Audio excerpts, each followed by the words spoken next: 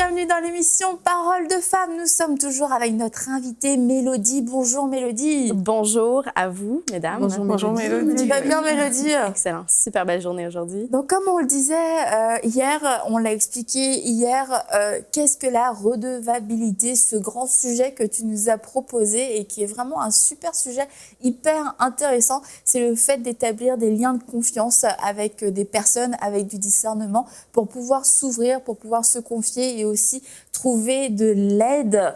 Et hier, on a un petit peu défriché le terrain pour faire tomber toutes nos appréhensions, toutes nos envies d'individualisme, pour nous dire non, c'est important que je m'ouvre, c'est vraiment le cœur de Dieu, je dois manifester le cœur de Dieu, puis chercher des personnes aussi qui manifestent ce cœur et accepter de m'ouvrir. Et bien, on a dit, c'est un processus, donc on va voir comment bien le faire. Et hier, tu as parlé un petit peu de la culture. Et toi, tu es italienne, c'est ça? Tu es d'origine italienne. Et dans la culture italienne, est-ce que la redevabilité... Avec les mains. J'ai voulu dire genre italien, tu vas s'arrêter. Mais est-ce que c'est quelque chose qui fonctionne bien ou pas trop? En fait, on ne veut pas tomber dans le stéréotype, mais on y tombe quand même. Mais on va y tomber quand même, oui. Du moins, dans mon expérience, je dirais, la culture italienne est une culture qui veut bien paraître, disons. Tu sais, on veut pas trop montrer, tu sais, notre linge sale, une expression en anglais, là, mais pour dire qu'en fait, oui, il y a comme une espèce d'orgueil parfois qui peut s'infiltrer dans la culture. Je sais pas si vous avez vécu la même chose dans vos contextes, dans vos cultures, mais je sais que, alors que je grandissais, je dois dire honnêtement que mes parents m'ont protégée un peu de cette mentalité. Mais j'ai grandi dans une église italienne, de culture italienne. Puis c'est quelque chose qui s'entendait souvent. Non, on veut pas que les autres sachent qu'est-ce qui se passe à la maison. On veut pas que les autres... On veut garder, on en a parlé hier un peu, notre vie privée. Il y a une valeur, il y a quelque chose d'important là-dedans, d'avoir une vie privée, une vie de famille, c'est normal. Mais à quel prix? À quel prix ou jusqu'où exactement? Parce que c'est vrai que quand il y avait des moments difficiles, personnellement, j'avais une pression qui me disait, qui venait justement de mon contexte, de ma culture, qui me disait non, tu peux pas en parler parce que qu'est-ce qu'ils vont penser? Qu'est-ce qu'ils vont penser de ta famille? Qu'est-ce qu'ils vont penser de... Et je pense qu'il faut briser un peu le silence là-dessus parce que quand on devient enfant de Dieu, on entre dans un royaume de Dieu, une culture de royaume. Et là, il n'y a plus de culture nécessairement. Oui, c'est beau les cultures, mais on entre tous dans une autre... Il y a une culture qui nous unit vraiment, c'est la culture du royaume de Dieu. Exactement. Puis un des principes, comme on en a parlé hier, de ce royaume, justement, c'est la relation d'amour et de confiance qu'on peut retrouver les uns chez les autres. Quelque chose de sécure, où on peut être nous-mêmes, vulnérables, où on peut grandir. C'est ça le but, dans le fond, c'est de grandir, de s'approcher de Dieu.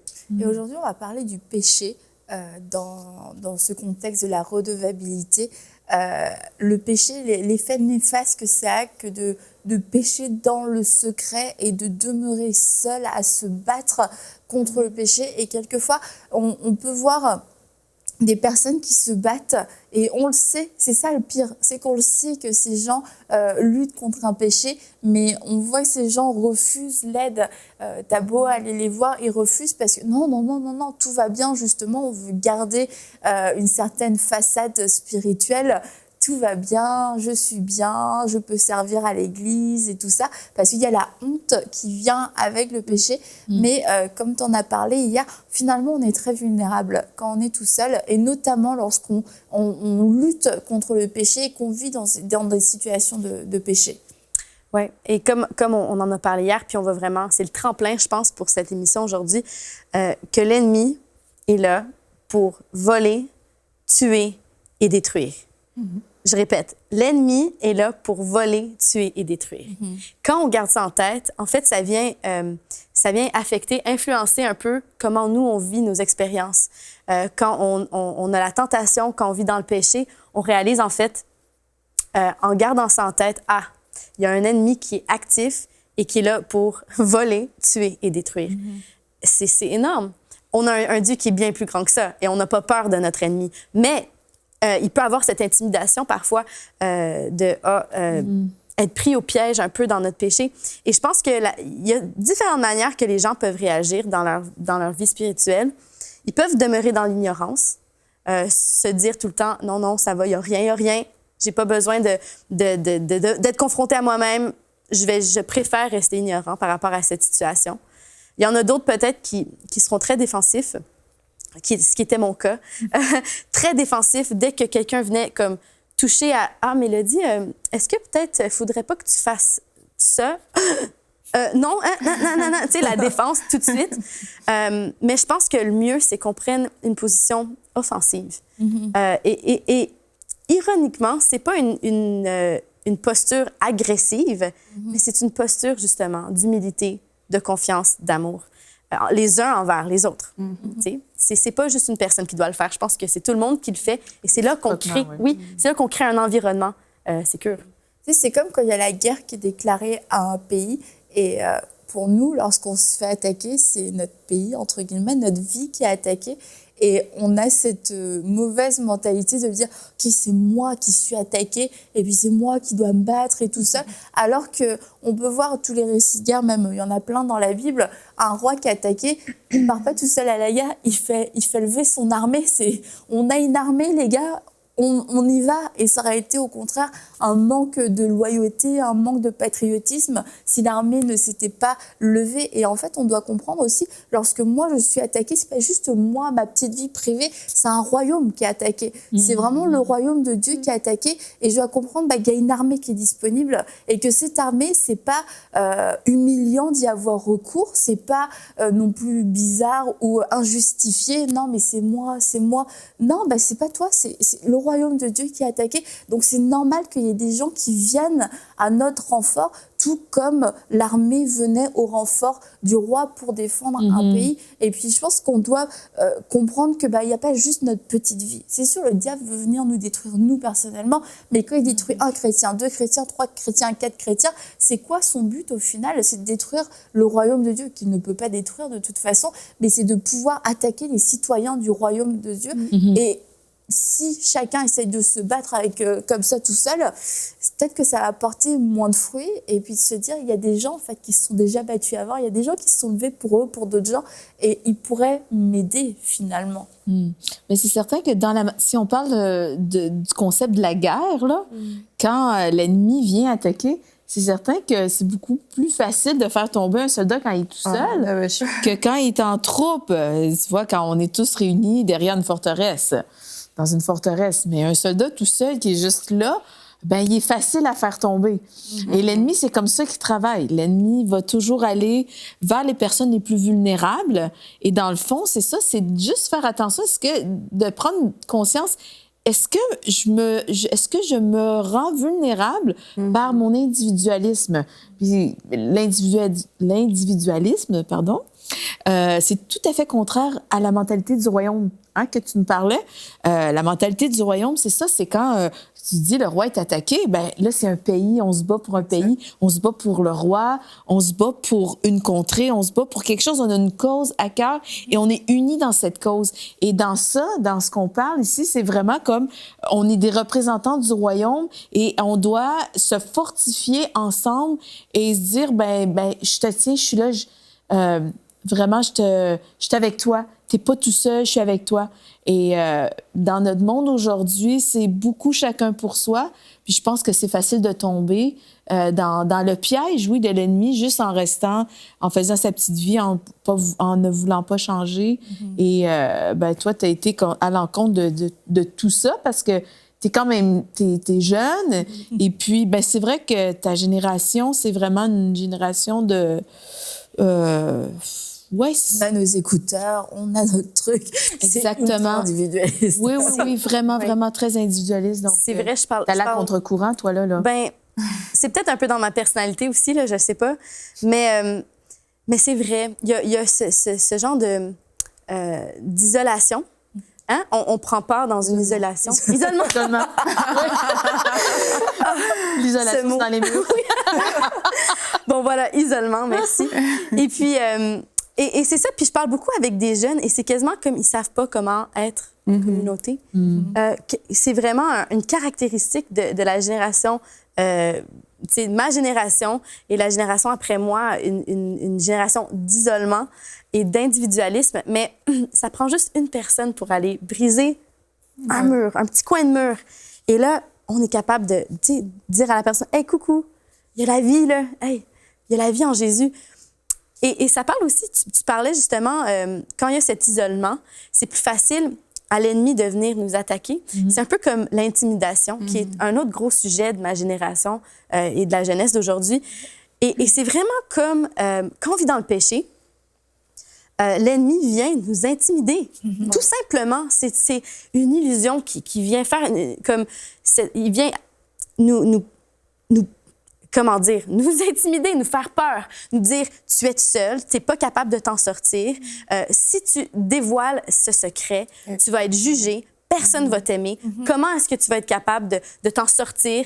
Qu'est-ce que tes parents vont penser? Qu'est-ce que tes enfants vont penser? Qu'est-ce tu vas perdre tous tes amis, il n'y aura plus personne qui va t'aimer. » Et ça vient perpétuer l'isolement, ça vient perpétuer justement le silence. Le silence. Ouais. Et comme on a dit au début, c'est quand on amène le péché à la lumière que là, il n'y a plus d'autorité. C'est fini. Ouais. C'est quand on l'amène à la lumière. Et ce que j'ai remarqué dans ma propre vie, c'est que parfois, quand je vivais dans ma tête, ou quand je me faisais intimider, disons, j'ai pas le réflexe nécessairement d'entendre la voix de Dieu dans ma tête ou d'entendre ses paroles de vie, ses paroles d'amour. Et il m'a fallu plus d'une fois, plus d'une personne pour venir me dire « Mélodie, je t'aime. Mélodie, tu as de la valeur. Mélodie, n'aie pas peur. » Et parfois, Dieu utilise les gens autour de nous pour nous parler ces vérités. Mais comment est-ce qu'on peut les entendre si on n'est pas ouvert les uns aux autres? Exactement. L'un des pièges de l'ennemi qui arrive à beaucoup de jeunes aussi, c'est vraiment le fait que quand on a un péché ou bien quand il y a quelque chose qui pèse sur nous, mais c'est que l'ennemi tourne tous tes regards vers toi et tout ce que tu peux subir. Et très souvent, il y a des personnes, quand on a donné notre vie à Dieu, mais il y a des choses qui sont parties d'un coup.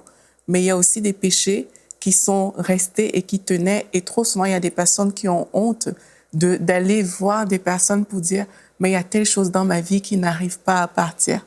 Et l'ennemi, qu'est-ce qu'il fait? C'est qu'il commence à braquer tout sur toi. C'est que tel va te regarder comme ça. Regarde ce qu'on va dire. Regarde, tu sais, à l'église, tu as telle position. On te voit souvent devant. Tu es un leader. Tu peux pas faire ci, tu peux pas faire ça. Et ça nous met vraiment dans un mur où les ténèbres c'est caché, c'est l'obscurité. Tout ce qui est caché, comme Mélodie, tu disais.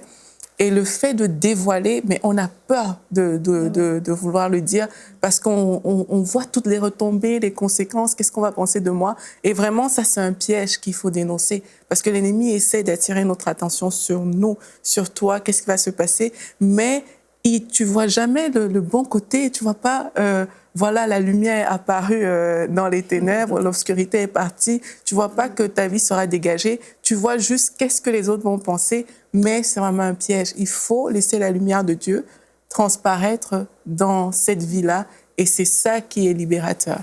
De toute façon, on est passé du royaume des ténèbres au royaume de la lumière, et on doit accepter que cette lumière puisse venir nous éclairer. Et c'est sûr que la lumière va éclairer certaines choses, et on se dit, OK, si j'essaye de les cacher, personne ne va les voir. Ça, c'est une chose, le regard des autres, c'est une chose, les conséquences aussi que ça va avoir sur notre entourage. On ne peut pas spéculer tout le temps sur la bonne réaction de notre entourage. C'est vrai qu'il y a des gens, on va les décevoir, il y a des gens qui vont avoir des paroles « Ah, j'aurais pas cru ça de toi ». Ça va arriver, et de se dire non, ça n'arrivera pas, allez-y, n'hésitez pas à parler, ça peut juste créer la douche froide en fait. Elles avaient dit dans Paroles de femmes qu'on pouvait tout dire et tout, et finalement j'ai été jugée, etc. Mais c'est qu'est-ce qu'en pense Dieu, qu'est-ce qui est important aux yeux de Dieu, et dans ce que tu disais, toutes ces questions qu'on se pose, est-ce que je vais être rejetée, je vais être jugée, etc. Peut-être que ça va arriver avec certaines personnes, mais c'est surtout de savoir aussi quelle est mon identité, qui je suis réellement en Dieu. Et toi, tu dis que tu as eu besoin de personnes pour venir te le rappeler quelquefois, mais c'est aussi de d'avoir cette crainte de Dieu dans ces moments où on est aux prises avec le péché, de se dire c'est quoi le plus important finalement? Est-ce que c'est ce que les gens vont dire de moi? Est-ce que c'est ce que les gens vont savoir de moi? Ou est-ce que c'est que je sois délivrée pour que je puisse pleinement bénéficier du sacrifice de Christ?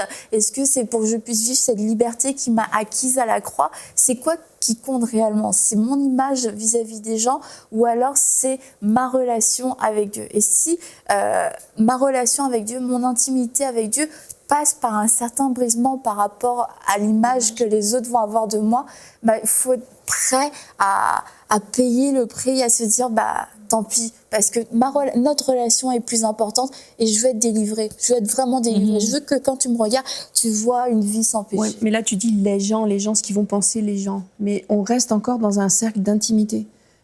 Quand on dit confesser nos péchés, il s'agit pas de, à moins un certain cas, mais il s'agit pas de faire une confession publique, de monter du haut de l'estrade le dimanche matin, de dire d'aller voir son pasteur, d'aller voir une sœur de confiance, d'aller voir un mentor ou une mentor, puis de lui faire part de notre faiblesse, de notre vulnérabilité si on se sent attaqué. Il s'agit pas de faire des confessions publiques. Enfin, dans certains cas, peut-être oui, mais je veux dire, d'une manière générale, quand on est attaqué ou qu'on se sent faible, c'est pas... Donc, il faut pas non plus avoir trop peur de ce que vont penser les gens. Peut-être une personne. Non, mais puis si tu l'as choisi, oui, j'ai compris, mais je veux dire, ça peut faire peur quand on dit « mais faut pas que ça se sache, faut pas que ça se sache ». Non, mais on parle pas de le dire à tout le monde. Mais tu vas le dire à une personne de confiance qui va avoir assez d'amour envers toi pour pas te juger.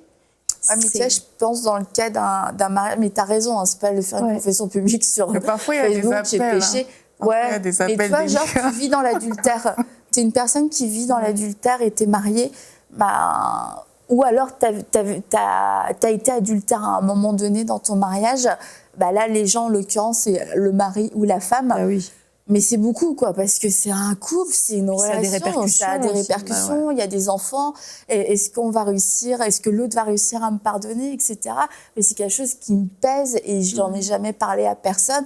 Et tu vois, j'ose même pas, quelquefois, des gens osent même pas en parler à Dieu. Tant que personne le sait, c'est comme si Dieu le savait pas. Alors Dieu le sait, puis ça revient, puis c'est sûr que quand on le vit tout seul, il peut y avoir la conviction de péché, mais il y a aussi tout le reste, la condamnation, tu vois, qui va avec. Et le moment où tu l'extériorises, le moment où tu vas le dire, et d'ailleurs, dans le cas d'un adultère, par exemple, peut-être que c'est pas la solution de Dieu pour votre couple d'aller forcément tout de suite le dire à votre mari ou à votre femme. C'est peut-être de passer par quelqu'un, un médiateur, tout le temps en étant inspiré par le Saint-Esprit, bien entendu. Il faut de la sagesse. Voilà, exactement, il faut de la sagesse, mais c'est des situations qui existent et c'est des situations, les gens se disent ok, je veux bien dire que j'ai fumé en cachette derrière l'église, alors là, après, aller avouer mon adultère à ma femme ou à mon mari, là, on passe à une situation supérieure, mais il n'y a pas de petit, de grand péché, en fait, et puis on a besoin d'expérimenter cette liberté.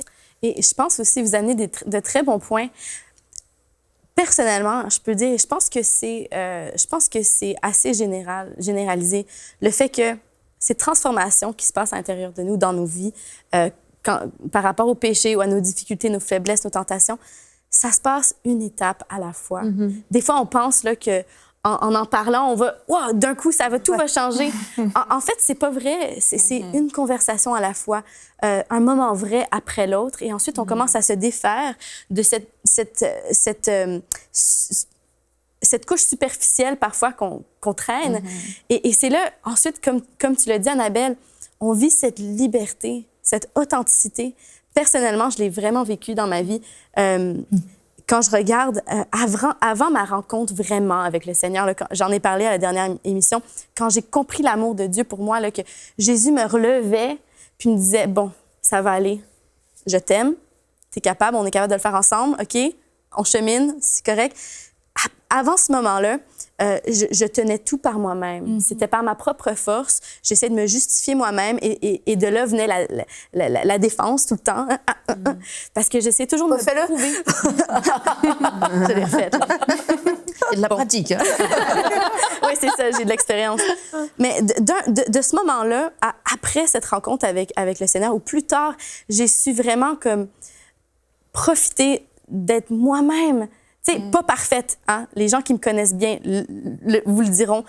je suis vraiment pas parfaite et j'ai encore mes faiblesses, j'ai encore mes tentations. Tu sais, je vis avec cette pression de l'ennemi aussi dans ma vie, mais je peux être vraie. Il y a cette liberté. C'est comme une pesanteur qui tombe des épaules. Mais le processus avant et après, ça a pris du temps. Ça prend des étapes, ça prend des conversations, ça prend des mots, des paroles de vie. Des paroles de femmes, non. Elle était bonne. Qui va être réinvitée. mais c'est vrai, ça prend la vie. Ça prend la lumière. Puis parfois, cette lumière, on n'est pas capable... en fait, on n'est pas capable de la générer nous-mêmes. Parce que, surtout pas dans les moments où on est vulnérable. On a besoin des uns les autres pour amener la lumière de la parole de Dieu, la vérité de sa parole, la vérité de son amour. Et moi, une chose qui m'a vraiment aidée dans mon cheminement et amener les choses à la lumière, et je pense qu'on va en parler dans une prochaine émission, mais juste pour toucher rapidement, c'est la puissance des paroles de vie. Ben vas-y, tu peux... La puissance des paroles de vie et d'amour auprès des gens qui sont en douleur, qui sont dans la peine, qui sont dans la culpabilité. Ce qui me fait penser, en fait, au fait qu'on parle beaucoup du contraste entre le royaume de la lumière, le royaume des ténèbres. Et ça vient aussi me faire penser que quand on est né à nouveau, on a le Saint-Esprit. Quel cadeau! Quel cadeau, le Saint-Esprit! Et la Bible nous dit que on peut voir les fruits de l'esprit, du Saint-Esprit, qui sont, l'amour, la joie, la paix. OK, je vais m'arrêter là. Non, il y en a 9. Et, oui, la tempérance. Il y a tellement des beaux fruits là-dedans. Et ça, c'est le royaume de la lumière. On peut très facilement regarder au contraire puis voir quand on fait preuve de fruits du péché ou du mal. Et c'est des fruits de honte, de culpabilité, des mensonges, tout ce qui est négatif, l'isolement, se laisser sentir vraiment petit et même l'apathie, disons. Quand ça nous fait plus rien, ça, c'est vraiment un fruit du mal. C'est pas la vie. Et pour en revenir à ce que je disais, ce qui m'a vraiment aidée de passer de cette vie où je faisais preuve vraiment de fruits du péché, que c'était dans mon attitude défensive ou du fait que je voulais pas que les gens sachent qu'est-ce qui se passait ou je voulais pas changer réellement. Ce qui m'a amené d'un point à l'autre, ça a été des gens, des personnes qui ont pas eu peur de me confronter avec amour, avec patience. Hein? Ça se passe pas du jour au lendemain. Et comme on disait, ça peut faire peur des fois de dire « je vais en parler à tout le monde ». Ce n'est pas réellement le cas. C'est trouver une personne de confiance. Ben oui. Une personne de confiance avec le discernement qui peut venir amener des paroles de vie, d'amour dans notre situation pour exposer justement les ténèbres, les péchés, tout ce qui est pas dans la lumière. Qu'est-ce qui a fait que tu as voulu changer à un moment donné? Honnêtement, là, ça devient épuisant. Ça devient épuisant de vivre dans le péché, surtout quand on connaît la vérité. On a parlé de conviction. Ça devient épuisant d'essayer de maintenir une façade. J'en avais plus envie. Je pense qu'à un moment donné, je me suis dit, Puis, tu sais, on réalise en fait que Dieu nous appelle à... C'est pas facile d'être chrétien, mais c'est la joie. C'est beau, c'est la liberté, c'est... quelle belle histoire, faire partie d'une histoire comme ça. Honnêtement, pour répondre à ta question, ça a simplement été que j'ai été fatiguée. J'étais fatiguée. Est-ce que cette rencontre-là avec l'amour de Dieu, c'était le point tournant dans ta vie?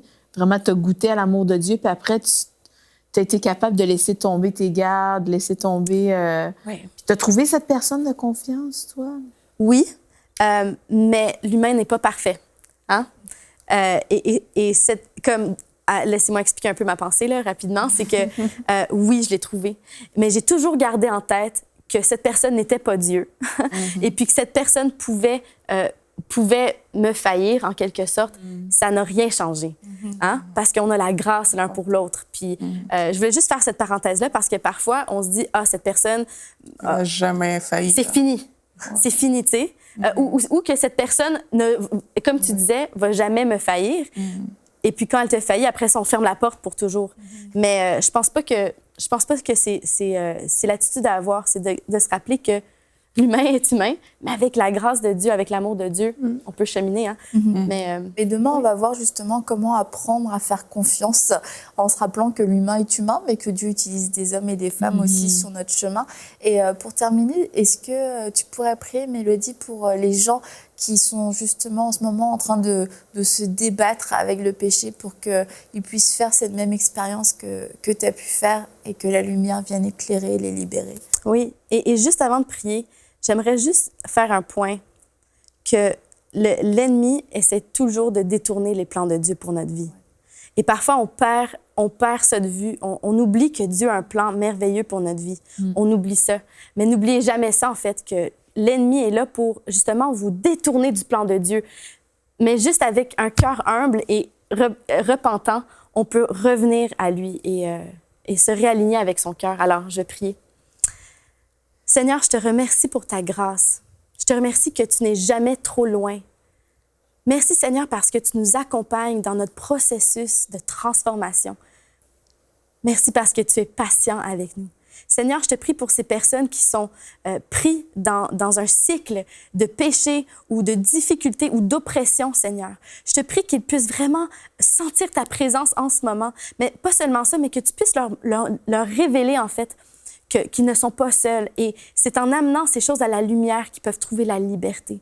Seigneur, je te prie pour ta grâce et pour ta force et ta puissance, dans le nom puissant et merveilleux de Jésus.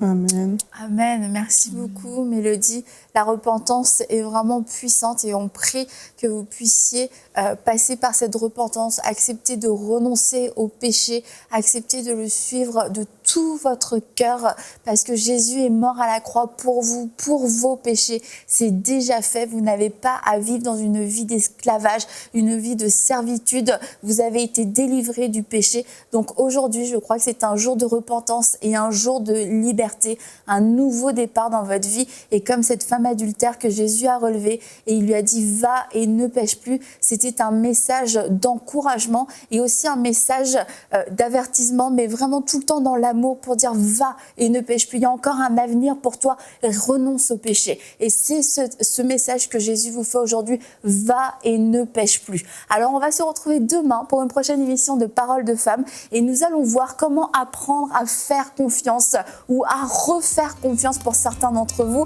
À demain pour une prochaine émission de Paroles de Femmes.